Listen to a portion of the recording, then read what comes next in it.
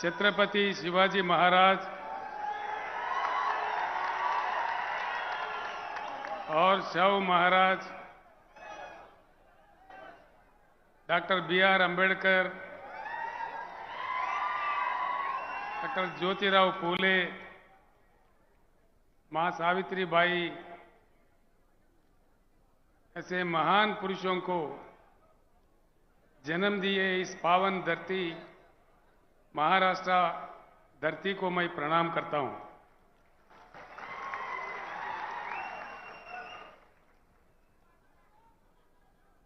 मंच पर उपस्थित नेतागण, महाराष्ट्र और तेलंगाना आज इस पक्ष प्रवेश सभा में आए हुए भाइयों, बहनों, पत्रकार मित्रों, मैं आप सभी को प्रणाम करता हूं।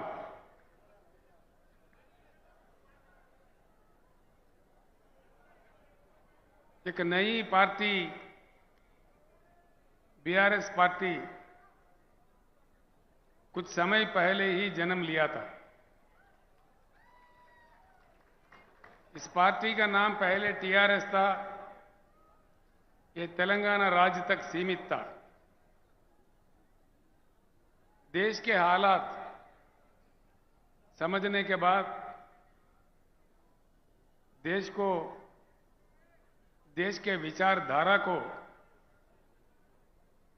बदलने की आवश्यकता को समझने के बाद हमने फैसला लिया है कि हमको राष्ट्रीय स्तर पर काम करना है। इसी चीज को लेके हमने BRS का उद्घाटन किया है। पूरे देश भर में काफी समर्थन मिल रहा है। मैं एक विनम्र पूर्वक आप सारे लोगों से प्रार्थना करना चाहूंगा, खास तौर पर हमारे पत्रकार भाइयों से भी, मेरे बात जो भी आप सुन रहे हैं यहीं भूल मत जाइए, यहीं छोड़ मत जाइए। आप वापस अपने गांव या अपने बस्ती, अपने शहर में जाने के बाद जरूर इन बातों पे चर्चा करें, ये मैं आपसे चाहता हूं। इस बात की इस देश में बहुत सख्त आवश्यकता है। देश की विचारधारा में, देश के सोच विचार में, देश को चलने चलाने में एक बड़ी परिवर्तन की आज आवश्यकता है। हमको आजादी मिले 75 साल गुजर गए। सरकारें कई बने, नेता कई आए, आमदार, खासदार, मंत्री, मुख्यमंत्री, प्रधानमंत्री कई बने। उनको हम ही लोग बनाते गए। एक बात पे विचार कीजिए, भाषण तो बड़े लंबे लंबे आते हैं, कई बातें सुनने को आते हैं। सिंपल बात है, सिंपल बात, ये कोई रॉकेट साइंस नहीं है। मैं जो बात आपके सामने रखना चाह रहा हूं, ये कोई रॉकेट वाला मामला नहीं है, बड़ा साइंस कुछ भी नहीं है इसमें, मामूली बात है। 75 साल के आजादी के बाद इतने मुख्यमंत्री, इतने पार्टियां, इतने सरकारें, इतने प्रधानमंत्री बनने के बाद आज देश में ना पीने को पानी मिलता है, ना सिंचाई को पानी मिलता है, ना बिजली मिलता है। ये क्या दिया नहीं जा सकता? ये है, उसकी इन चीजों की उपलब्धि नहीं है। चक्कर क्या है, इस चीज को समझना है। हम समझ के भी ना समझ नहीं रहना चाहिए। एक बार समझ में आया तो एकजुट होना चाहिए। मेरा इतना ही बात है। आज के समय बड़ा दुख होता है, महाराष्ट्र राज्य में सबसे ज्यादा किसान आत्महत्या कर रहे हैं। क्या कारण है? क्या बात है? दया करके सोचिए। आत्महत्या कोई भी इंसान कब करता है? सारे ही रास्ते बंद होने के बाद मजबूरी हालत में, बड़ी आक्रोशित परिस्थिति में कितना उनका आत्मा घोषण करता होगा, कितना दुख होता होगा। अपने प्रियजनों को, अपने बच्चों को, अपने परिवार को छोड़ के किसी किसान आत्महत्या कर रहा है, क्यों करता है? देश को अन्नदान देने वाला अन्नदाता, दिन रात लगातार काम करके अपने खून पसीना बहा के देश को जीवन दान देने वाला अन्नदाता क्यों आत्महत्या करने पे मजबूर है इस देश में? क्या चक्कर है इसके पीछे? ये सोचने की बात है। अब इससे बुराई और क्या हो सकता है? एक तरफ हमारे किसान मर रहे, रंग बिरंगी झंडे, भाषण देखो, माइक पड़ जाता है, घंटों भर भाषण, असेंबली में भाषण, पार्लियामेंट में भाषण। लेकिन किसानों के जो प्रेत, धान के जगह जो प्रेत उग रहे हैं किसानों के खेत में, इसमें रुकावट नहीं आ रही है। इसीलिए बीआरएस का सबसे पहले नारा, हिंदुस्तान में पहली बार किसी पार्टी ने कहा है, वो बीआरएस पार्टी है, अब की बार किसान सरकार।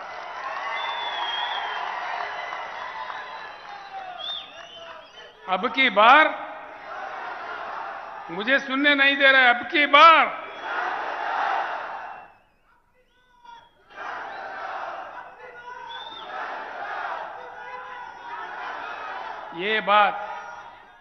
ये बात अगर हमारे किसान समझे, हमारे किसान अगर इस बात को समझे, धर्म के नाम पे, रंग बिरंगी झंडों के नाम पे, जाति के नाम पे, राजनीतिक पार्टियों के नाम पे बंटवारा नहीं होते हुए अगर हम एकत्रित हो, एकजुट हो, वज्रमूठ हो, ये कोई असंभव बात नहीं है। सिंपल बात है। इस देश में किसानों की संख्या 42% से ज्यादा है। 16 करोड़ हमारे किसान परिवार है, और उसमें मजदूर खेती, हमारे खेती पे काम करने वाले जो मजदूर भाई है, हमारे साथी है, वो दोनों अगर मिला दिए, हम 50% से आगे हैं। सरकार बनाने के लिए इससे ज्यादा ताकत नहीं चाहिए।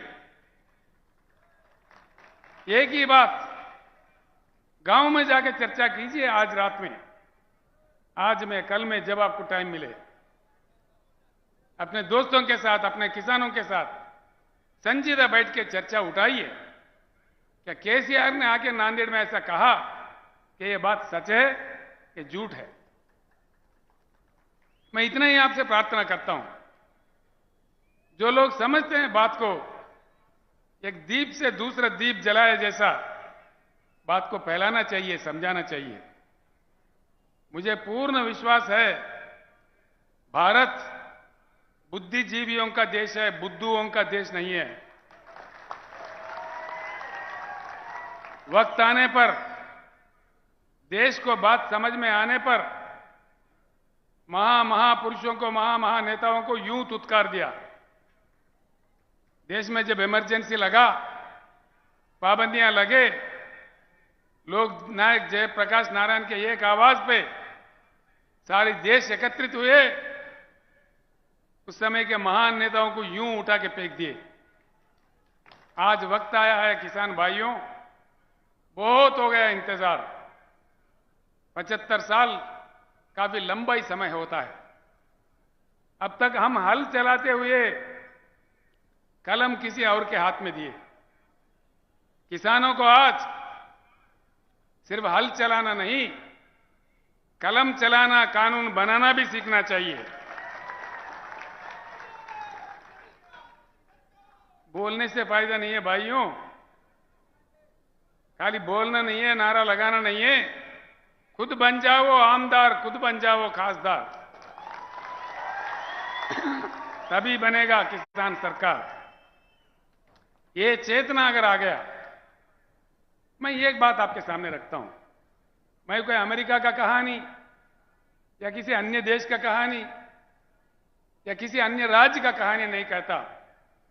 जो अपने महाराष्ट्र राज्य में उपलब्ध है, भाई क्या बात है। अब एक ही बात है, जब भी चुनाव आता है ना, चुनाव आने पर क्या हो रहा है, किसी न किसी पार्टी जीतता है, किसी न किसी नेता जीतता है, लेकिन जनता हारता है। अब कुछ उल्टा होना चाहिए। आगे चुनाव जब भी होगा, जनता को जीतना चाहिए, वो किसानों को जीतना चाहिए। हमारे समस्याओं का वही समाधान है। हकीकत में क्या है, भारत क्या गरीब देश है? बिल्कुल नहीं है। आप लोगों को आश्चर्य होगा, राजनीति में मेरा जीवन अब तक 50 साल बीत गए। मैं राज्य मंत्री, एमएलए, एमपी, केंद्र मंत्री, मुख्यमंत्री, कई चीज पर काम किया। अनुभव के साथ मैं कह रहा हूं, सत्य यह है कि हमारा देश अमेरिका से भी धनवान देश है। करने वाला अगर हो, नेता का काम ईमानदार हो, काम दमदार हो, अमेरिका से भी हम प्रबल आर्थिक शक्ति बन सकते हैं। इसमें कोई गुंजाइश, कोई शक नहीं है। लेकिन नहीं बनते। एक ही बात से आप समझ जाओगे। एक छोटी सी बात मैं आपको कहूंगा, मैं आपका ज्यादा वक्त भी खराब नहीं करूंगा, जो आप आसानी से समझ पाओगे वो बात मैं आपके सामने रखना चाहता हूं। यहां भारत में संपत्ति है, उस संपत्ति से प्रजा वंचित है। क्यों? क्या पाप किया है जनता ने? प्रकृति ने, भगवान ने 4 चीज, बहुत ही मूल्यवान चीज हमको दिया है। वो है पानी, भूमि, कोयला, काम करने वाले 140 करोड़ जनता। इस देश में अमेरिका हमसे 2.5 गुना बड़ा है, लेकिन उनके पास कृषि योग्य भूमि सिर्फ 29% है। चाइना हमारे से 1.5 गुना बड़ा है, लेकिन उनके पास कृषि योग्य भूमि सिर्फ 16% है। पूरे दुनिया में सिर्फ भारत ही ऐसा देश है जहां 50% कृषि योग्य भूमि है। भारत के भूमि को एकड़ में अगर नापा जाए, भारत का सारा जमीन, भारत देश का 83 करोड़ एकड़ बनता है। 83 करोड़ एकर्स। इसमें सीधे ही 41 करोड़ एकड़ कृषि योग्य भूमि है। ये आंकड़े मेरे नहीं है, केंद्र सरकार के आंकड़े हैं। एक चीज भूमि है, दूसरा चीज बारिश होता है भारत में हर साल। ये भी मेरे आंकड़े नहीं है, सेंट्रल वाटर कमीशन के आंकड़े हैं।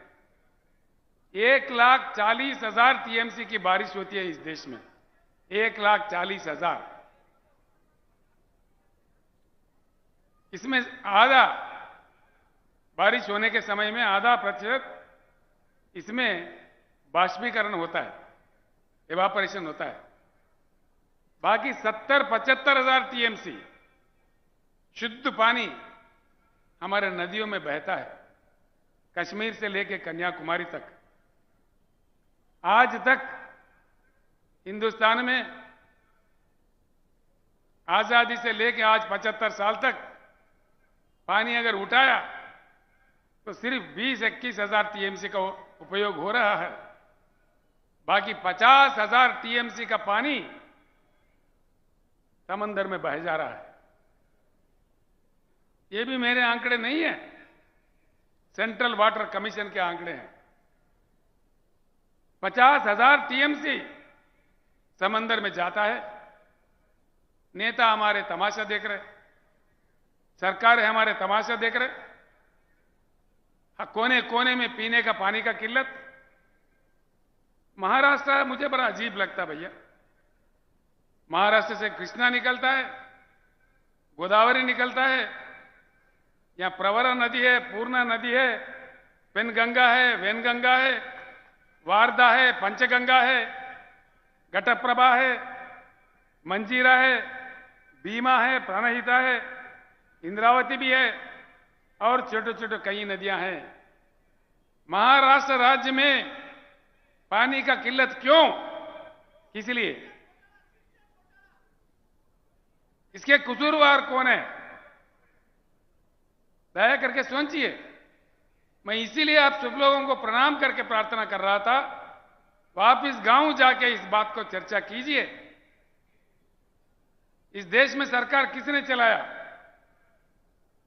75 साल में ज्यादा से ज्यादा समय 54 साल 54 इयर्स कांग्रेस ने हुकूमत की इस देश में। 16 साल नंबर 2 स्थान पे भाजपा हुकूमत किया। बस 3, 4, 5 साल दूसरे लोग आए और गए बीच में। कोई साल, कोई सवा साल, कोई 1.5 साल, कोई 8 महीना। वीपी सिंह, चंद्रशेखर, देवेगौड़ा ऐसे लोग कम समय के लिए थे। 75 सालों में 70 साल यही 2 पार्टी हुकूमत करते रहे। अगर कोई कसूरवार है तो ये 2 पार्टियां ही है। इस बात को गांव में जाने के बाद सोचिए, चर्चा कीजिए। ये लोकतंत्र है, लोकशाही है, हम अपने बात रख सकते हैं। हमारे संविधान इतना अधिकार हमें दिया है। ये हम किसी के व्यक्ति के ऊपर निंदा नहीं कर रहे हैं। जो इतिहास चला उसको साफ बता रहे हैं। अब देखिए, कुछ हल निकला, कुछ समाधान निकला। कांग्रेस गया, बीजेपी आया, भाई वही भाषणबाजी। कोई ये बात तो कोई वो बात। तू कितना मैं कितना, तू कितना का आया मैं कितना का आया, तेरा वो घोटाला तो मेरा ये घोटाला, तेरा अंबानी तो मेरा अदानी।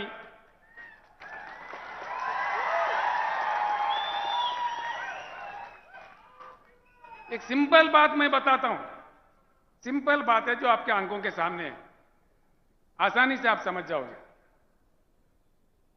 माननीय मोदी जी जैसे प्रधानमंत्री बने, उनका एक बड़ा गंभीर स्कीम था, मेक इन इंडिया।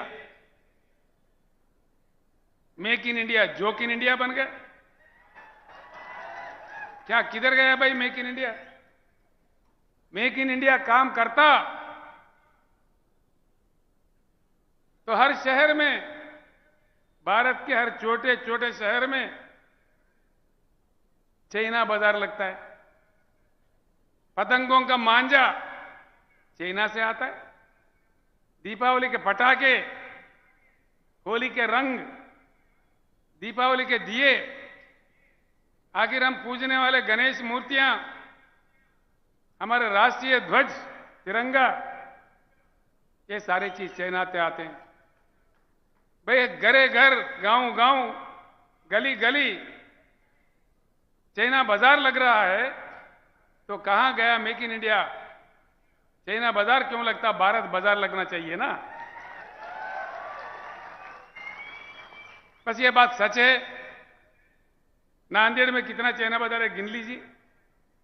आप परमनी में जाओ, अकोला में जाओ, कहीं भी जाओ, सारे ही देश में, आप उत्तर प्रदेश जाओ, तमिलनाडु जाओ, तेलंगाना जाओ, आंध्रा जाओ, हर शहर में छोटे बड़े सब में चाइना बाजार लग रहा है। ये क्या हो रहा है देश में? कब तक ये बात चलते रहेंगे? ईमान से सोचिए, दिल से सोचिए। मैं इसलिए बार बार आपसे कह रहा हूं, मेरे बातों को सुन के यूं मत छोड़ दीजिए। मैं आपका भाई हूं, आपका बेटा हूं। मैं दुख दर्द से यह बात कह रहा हूं। यह बात जरूर सोचिए, चर्चा कीजिए। ऐसे ही 2-3 बात और बताने हैं। इस देश में 50,000 टीएमसी पानी जा रहा है। ना हमको पीने का पानी मिलता, ना सिंचाई का पानी मिलता, ना बिजली मिलता। फिर क्या मिलता भाई? भाषण मिलेगा, मन की बात, ये बात, वो बात। कब तक मिलेगा? हमारे मरते दम तक। मरी तो रहे हैं। तो इस बात पे बहुत सीरियस तरीके से आप लोगों को, खास तौर पर किसान भाइयों को, किसान घर के महिलाओं को, हमारे युवा लोगों को, हमारे पढ़े लिखे लोगों को, हमारे वकील साहब लोगों को, हमारे टीचर्स, लेक्चरर्स जो बुद्धिजीवी है, जो लेखक, कवि, गायक है, सारे लोगों को मैं सर झुका के प्रणाम करके इस पावन धरती, महाराष्ट्र के पावन धरती से विनय पूर्वक विनम्र करता हूं, दया करके इस बात पे सोचिए। ये कोई राजनीति नहीं है, हमारे जीवन और मृत्यु की सवाल है, जिंदगी और मौत की सवाल है। कब तक मरते रहेंगे? क्यों मरना भाई? क्या हमारी किस्मत यही है? हम आत्महत्या करने के लिए पैदा हुए? और तो और देखिए, मैं आपको एक बात बताता हूं। 2-3 बातें हैं, आप बड़ी आसानी से समझ सकेंगे। महाराष्ट्र में नदियां इतने सारे हैं, देश में तो और कई हैं। जैसा मैंने कहा आपको, मैं यहां से, यहां के बाद पत्रकारों के पास काफी मटेरियल दूंगा आज। कल पूरे टीवी में, अखबार में भी आ जाएगा, वो भी पढ़ लीजिए। कुछ बातें अभी रखता हूं मैं, बाकी बहुत सारे चीज जो स्टैटिस्टिक्स है, ऐसी आम सभाओं में जो नहीं कहा जा सकता, वो आज मैं पत्रकारों के इसमें गोष्ठी में मैं बताने वाला हूं। कल जरूर दया करके अखबार भी पढ़िए, लोकमत पढ़िए, देशोन्नति पढ़िए, जो जो पत्र आपके पास आते हैं वो पढ़िए। एक बात सुनिए, दुनिया का सबसे बड़ा रिजर्वायर, पानी का रिजर्वायर है, हमसे बहुत छोटा देश में, जिम्बाब्वे देश में है। उसका स्टोरेज कैपेसिटी, उसकी क्षमता है 6,500 टीएमसी, 6,533 टीएमसी। सबसे दुनिया का बड़ा ये रिजर्वायर है। इसी प्रकार के नाइलू नदी पे, रशिया में अंगारा नदी पे, चाइना में हैंगजी नदी पे, अमेरिका में कोलोराडो नदी पे, किसी अन्य देशों में अन्य नदियों पे 1000, 1500, 2000, 3000, 4000, 5000 टीएमसी के रिजर्वायर्स बन चुके हैं। इतना विशाल भारत, इतनी विशाल जनता, जहां सूखा भी पड़ता है, जहां बाढ़ से भी प्रभावित होता है, ऐसे क्या कम से कम 3-4 रिजर्वायर नहीं होना चाहिए? होना चाहिए कि नहीं होना चाहिए? सुनने में नहीं आ रहा है। होना चाहिए। ऐसे बड़े बड़े रिजर्वायर बनना चाहिए। फिर क्यों हमारे सरकार चुप बैठे हैं? मतलब ये नहीं बनते, और उल्टा चक्कर क्या बनते? क्या बनते? ट्रिब्यूनल। भाई देखो, मैंने जैसा कहा, हिंदुस्तान की कृषि योग्य भूमि है 41 करोड़ एकड़। सरकार अगर सही है, ईमानदार है, पानी उठा के दे दे तो हिंदुस्तान के हर एकड़ में पानी जा सकता है, पानी दिया जा सकता है। ये पानी दिया जाए, नहीं दिया जाए, बोलिए, दिया जाए? समंदर में जाने के पानी लेके उठा के भूमि पे लाया जाए कि ऐसा ही छोड़ा जाए? आना चाहिए। उधर से वो नहीं बोल रहे, आना चाहिए पानी। जो चाह रहे हाथ उठाइए, आना चाहिए। तो मन तो साफ है, आना चाहिए। फिर कैसे आएगा? क्या ये सरकारों पे हम आशा कर सकते हैं? क्या ये बनाएंगे? ये तो ट्रिब्यूनल डालते हैं, ट्रिब्यूनल। 20, 25, 30 साल तक ट्रिब्यूनल का अवार्ड नहीं आता। उसके बाद कितने हमारे ऊपर लगा दिए, ग्रीन ट्रिब्यूनल, मट्टी ट्रिब्यूनल, एनवायरमेंट कमिटी, वो परमिशन नतीजा आए तक और 15 साल। उसके बाद फिर बजट, फिर पास करो, बनो प्रोजेक्ट, यानी कि तीसरा चौथा पीढ़ी में कोई पानी नहीं आएगा। 100 साल के बाद आएगा पानी। क्या ये सरकारें बनाएंगे? हम आशा कर सकते हैं?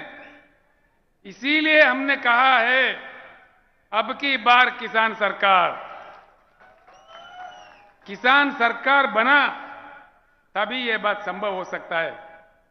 किसान सरकार बने तो ही पानी समंदर में जाने से रुक जाके जमीन पे आ जाएगा। हमारे बीड जिले में आएगा जहां सूखा पड़ता है, हमारे जालना में आएगा, हमारे परभनी में आएगा, हमारे लातूर में आएगा, हमारे गढ़चिरौली में आएगा। हर जगह जहां पानी की किल्लत है वहां आ जाएगा। घरे घर में भरपूर पीने का शुद्ध पानी हमारे घरों में आएगा। भाइयों, मैं आपसे एक बात कहना चाहूंगा जरूर। मैं तेलंगाना का मुख्यमंत्री हूं। 8 साल पहले तेलंगाना भी आपसे बड़ा बुरा हाल में था। करंट नहीं मिलती थी, पता नहीं कब आता कब जाता, भगवान जाने। कई किसान हमारा मर रहे थे करंट मोटर लगाने रात में जाके। किसी को बिच्छू काटा, किसी को सांप काटा, किसी को शाक लग गया। पीने का पानी नहीं था, सिंचाई तो बोलना ही नहीं, सूखा ही सूखा था। आधा लोग पेट हाथ में लिए पलायन थे, देश भर में घूम के मजदूरी कर रहे थे। बड़ी किल्लत थी। 7-8 साल के कड़ी मेहनत से, आप लोग जानते हैं नांदेड़ जिले के भाइयों, जो कि तेलंगाना नांदेड़ के बीच में, महाराष्ट्र के बीच में रोटी बेटी का संबंध है। रोज आना जाना है। आपके लोग, लाखों लोग, हजारों लोग तेलंगाना में आते रहते हैं और तेलंगाना के भाई बंधु यहां भी आते हैं। आज 24 घंटा करंट मिलता है तेलंगाना में। किसानों को प्रकल्प से जो पानी देते हैं, पानी प्रकल्प से, प्रोजेक्ट से, कोई पानी पट्टी नहीं, फ्री में पानी देते हैं। किसानों को 24 घंटा उच्च गुणवत्ता वाला बिजली फ्री में देते हैं।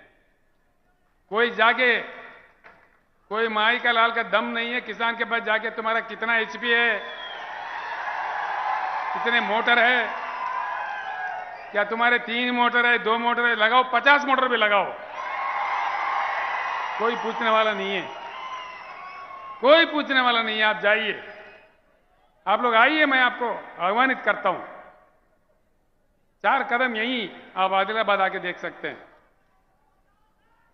और किसानों को हमने 100%, मराठी भाषा में 100% कहते हो, बीमा का जो रकम है 100% सरकारी बनती है।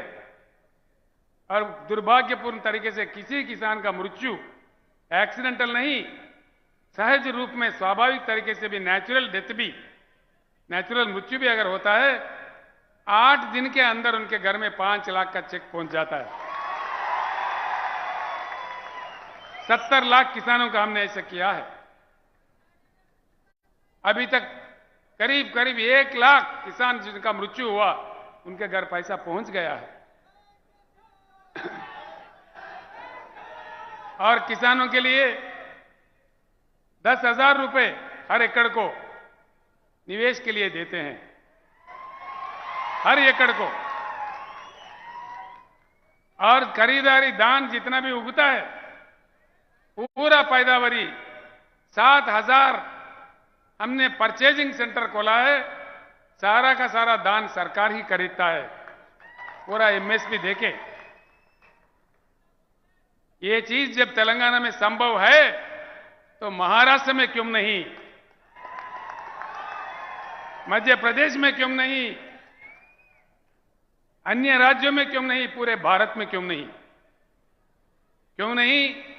नहीं इसलिए कि किसान सरकार नहीं तो ये सब कुछ नहीं।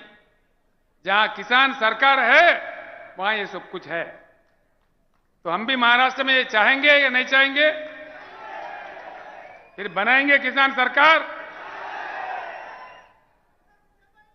टंडा टंडा बोल रहे आप, बनाएंगे किसान सरकार? इसलिए मेरा आप लोगों से विनती है। दूसरी बात, ये पानी की कथा है। करंट का क्या चक्कर है भाई? आता ही नहीं है। क्यों नहीं आता? क्यों नहीं आता भाई? मैं एक बात कहता हूं, लिख लीजिए। इस देश में कोयला इतना है, 361 बिलियन डॉलर कोयला है हमारे पास। देखो हमारे वो करंट कर्मचारी है, लड़ेंगे लड़ेंगे। 361 हाँ काटन कपास के लोग हैं, बैठ जाओ भैया। 361 बिलियन टन्स का कोयला है।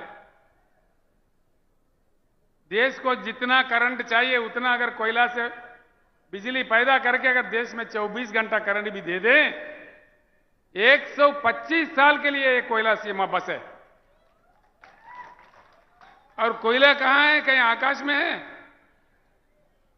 यही है, हमारे चंद्रपुर में है, बलारसा में है, उमरेड में है, हमारे गुग्गुस कालरीज में है, महाराष्ट्र के धरती में ही है। महाराष्ट्र में गोदावरी भी है, महाराष्ट्र में कोयला भी है, लेकिन यहां पानी नहीं मिलता और बिजली नहीं मिलता। यह क्या चक्कर है भाई?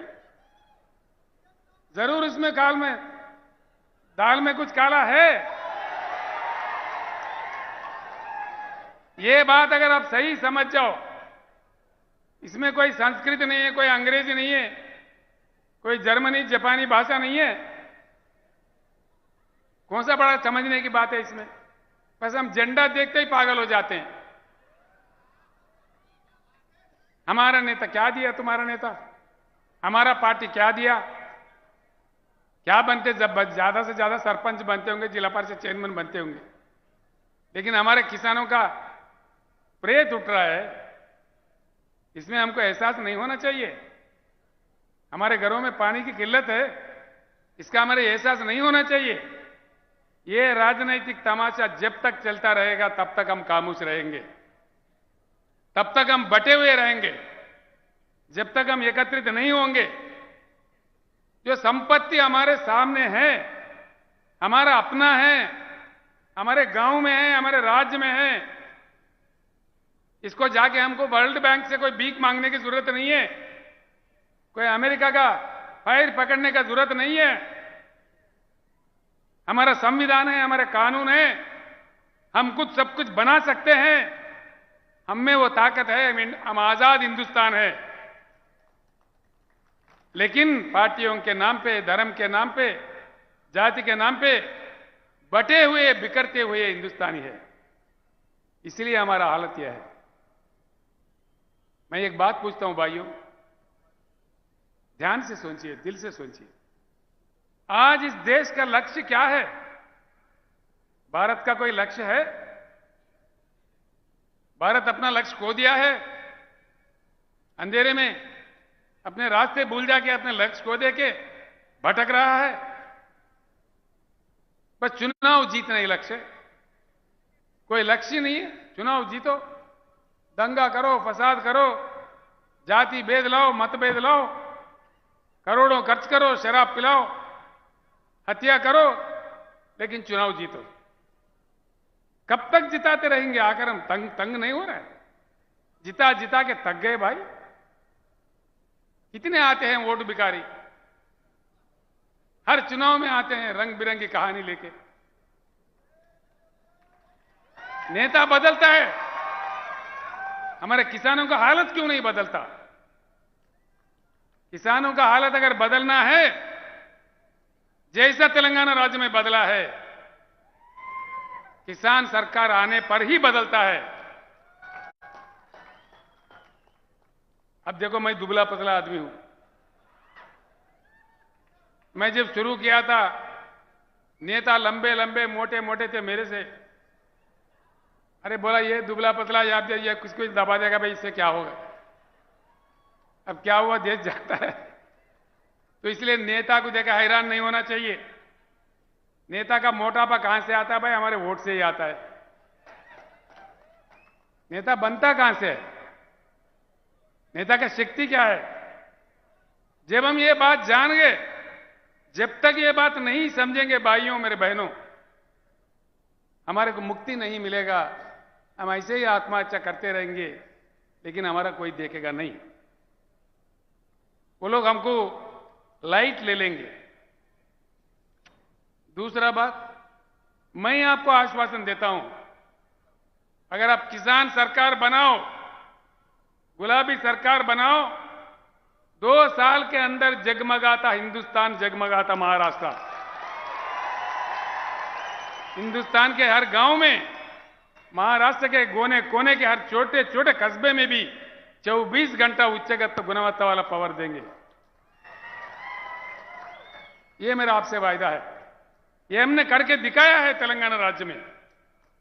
जब वहां संभव है, मैं एक बात और सोचिए, तेलंगाना 1/3 यानी कि 4 करोड़ तेलंगाना का आबादी है, छोटा राज्य है। महाराष्ट्र 12.5 करोड़ का आबादी है। तेलंगाना का बजट है 2.5 लाख करोड़। महाराष्ट्र का बजट है 5 लाख करोड़। जब तेलंगाना में किसानों को निवेश दे रहे हैं एकड़ में 10,000, क्या महाराष्ट्र में नहीं दिया जा सकता? महाराष्ट्र में क्या धन की कमी है?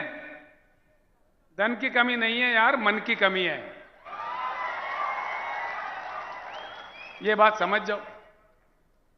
किसान भाई, अगर जो तेलंगाना में जो सुविधा मिल रहा है, सारे सुविधा अगर आप चाहते हो तो उठाओ गुलाबी झंडा और वार ऐसा करो कि खुद बन जाओ नेता। कोई नेता को देखा हैरान होने की कोई जरूरत नहीं है, हम में से ही नेता निकल आते हैं। ये जो नेता है बाल का सुमन है, कहां बैठा है? बाल का सुमन है, ये देखो कितना जवान है। ये कॉलेज में पढ़ रहा लड़का था, मेरे साथ जंग में आया था। कम से कम उम्र में ये पहली बार एमपी बन गया। उसके बाद 30 साल मेरा उम्र जब इनके 29 साल उम्र था एमपी बन गया। ये छोटा आदमी थे, विद्यार्थी थे। कहां से बनते हैं? हिम्मत है, ताकत है, लड़ते हैं, ईमानदारी की बात है। तो नेता को देखा हैरान होने की जरूरत नहीं, हम में से ही नेता को निकालना चाहिए। जब तक ये हम नहीं सीखेंगे तब तक हमारा कोई समाधान नहीं मिलेगा। ये बात मैं आपको समझा रहा हूं। 13 महीने भैया, अपमान का भी कोई हद होता है, कोई सीमा होता है। 13 महीने हमारे किसानों ने दिल्ली राजधानी पे धरना दिया। 750 किसानों का मृत्यु हुआ। एक शब्द प्रधानमंत्री के मुंह से, एक शब्द कम से कम। आंख से एक आंसू। क्या समझना चाहिए इसको? क्या हम इतना लाचार है किसान? इतना बेकार है? हम नहीं दिख रहे किसी को? 750 किसान मर गए। किसी ने पूछा प्रधानमंत्री जी, ये इतने लोग मर गए, कुछ तो उनका सहायता करो। क्या वो मेरे लिए मरे क्या? प्रधानमंत्री खुद ऐसा कहता है तो देश का हालत क्या होता है? तो किसानों के लिए उनके दिल में कितना इज्जत है, सोचिए। मैं पहले ही कहा कि मैं किसी व्यक्ति के खिलाफ नहीं हूं। मैं अगर हूं, किसान के मददगार हूं, किसान के सपोर्टर हूं। मुझे किसी से कोई पंचायत नहीं है। मैं चाहता हूं दिलो दिमाग से कि इस देश में किसी भी कीमत पर किसानों का आत्महत्या रुक जाए, हिंदुस्तान के रिकॉर्ड में पानी आ जाए, 24 घंटा उच्च गुणवत्ता वाली फ्री करंट मिले, किसान के पैदावारी को पक्का अच्छा दाम मिले, उनका रक्षा हुए, उनका बीमा किया जाए। फसल बीमा, किसल बीमा, जो झूठे वादे, झूठे ड्रामा है, नहीं, सोचने की बात है। बहुत बड़े बड़े नेता है भाई। शर्म की बात है, उत्तर प्रदेश से, महाराष्ट्र से कई किसान नेता भी बोलते भाई हमको जाना है। कहीं को जा रहे हैं भाई? धरना करना है। कहां धरना करना है? शक्कर फैक्ट्री के सामने धरना करना है। हर साल करना क्या? गन्ना खरीदते हैं, पैसे नहीं देते, 3-3 महीने, 6-6 महीने, कहीं तो देते भी नहीं है, दाम भी नहीं देते। क्या घोटाला है इसके पीछे? क्या हमारे सारे नेता इनसे मिले हुए हैं? या तो फिर केंद्र सरकार के पास, राज्यों के सरकारों के पास, चाहे उत्तर प्रदेश का हो चाहे महाराष्ट्र के, या हमारे संविधान में, हमारे कानून में इतनी कमजोरी है कि किसानों को पैसे भी नहीं दिला पाए? ये क्या चक्कर है? सरकार अगर समझता 24 घंटे के अंदर पैसे ना आ जाए किसान के चौखट पे, नहीं आएंगे? आएंगे क्या नहीं आएंगे? यानी कि क्यों नहीं आ रहे? सरकार नहीं समझ रहे, सीरियसली नहीं ले रहे। इसीलिए 13 महीने का धरना देखो, आज क्या हुआ? कुछ निकला समाधान? 13 महीने का धरना का कुछ समाधान निकला? कुछ नहीं, निकलेगा भी नहीं। इसीलिए कि वो समझ बैठे हैं किसान एकत्रित नहीं होंगे, किसान के पास बुद्धि नहीं है। एक बार एकत्रित होकर बना के बताइए।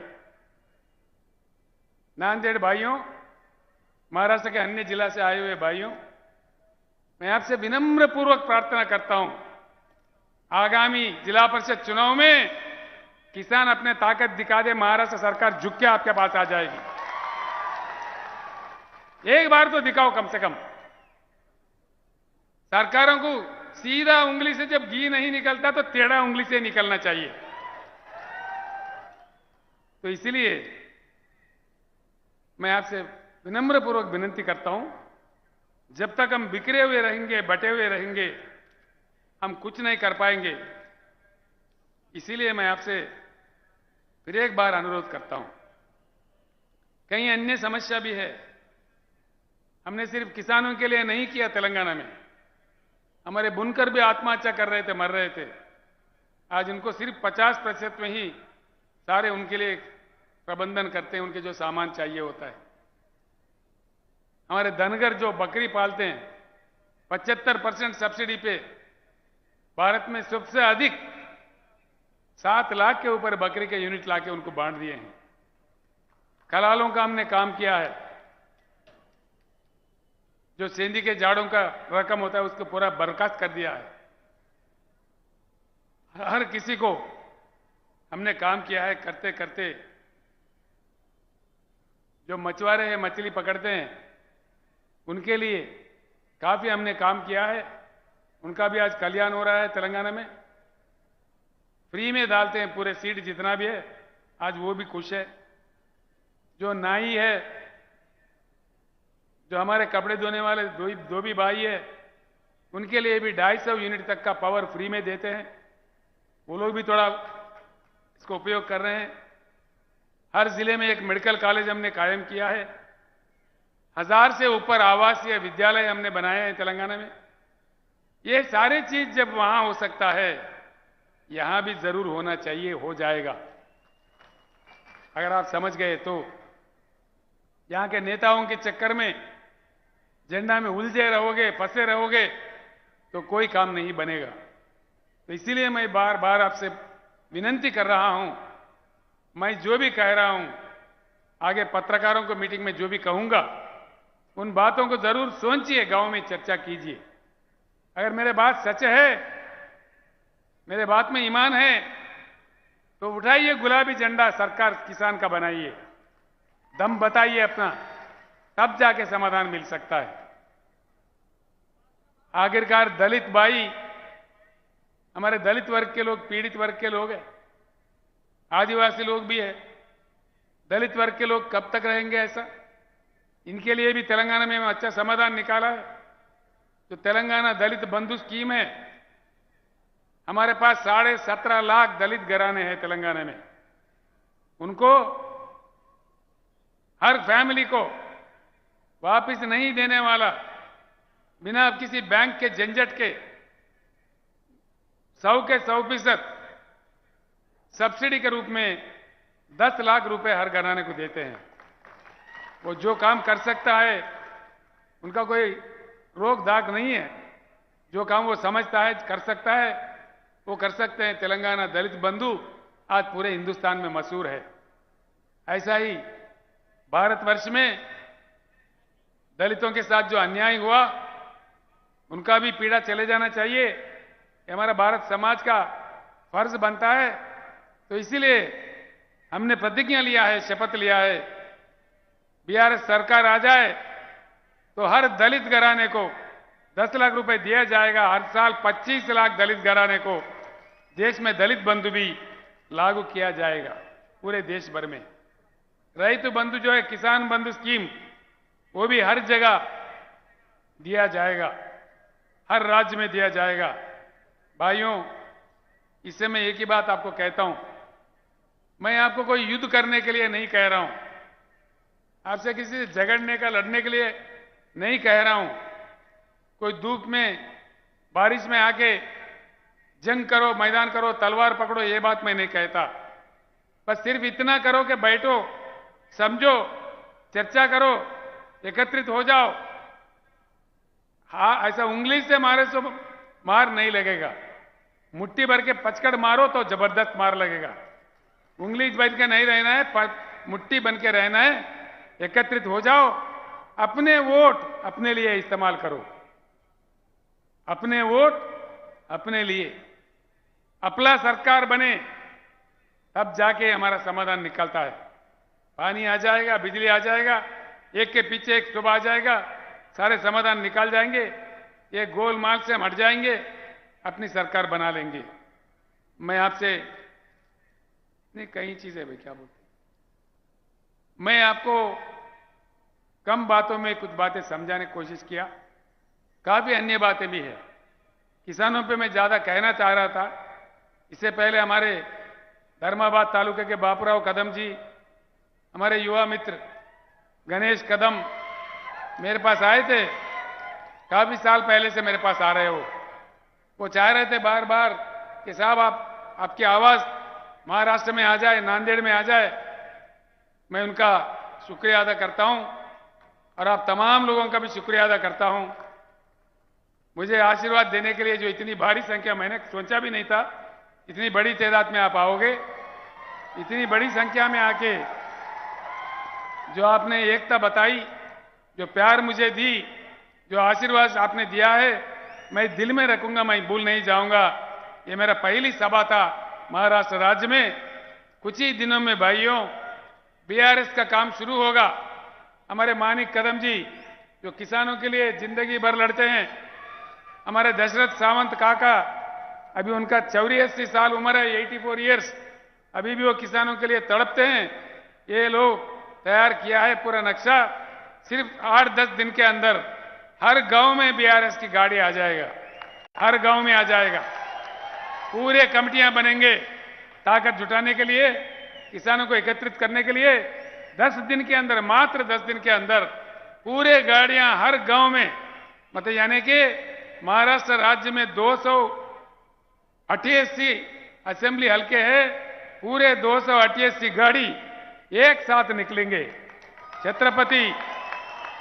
छत्रपति महाराज के जन्मस्थल जो शिवनेरी है, वहां माथा टेक के शपथ लेके किसानों का सरकार बनाने के लिए पूरी महाराष्ट्र राज्य में किसान कमेटियां बनाने का प्रक्रिया शुरू होगा। मैं आपसे फिर एक बार प्रार्थना करता हूं कि आप सब लोग एकत्रित हो जाए। मैं भी 4 जगह जाऊंगा, सिर्फ नांदेड़ नहीं, पश्चिम महाराष्ट्र जाऊंगा, विदर्भ में जाऊंगा, उधर उत्तर महाराष्ट्र में भी जाऊंगा, हर जगह जाऊंगा जहां तक मेरे से हो सकता है। जो शक्ति भगवान ने मुझे दी है, मैं पक्का उसके लिए काम करूंगा। इतना कहते हुए धर्मस्य विजयोस्तु अधर्मस्य नाशोस्तु प्राणिषु सद्भावनास्तु विश्वस्य कल्याणमस्तु। जय महाराष्ट्र, जय भारत, जय हिंद।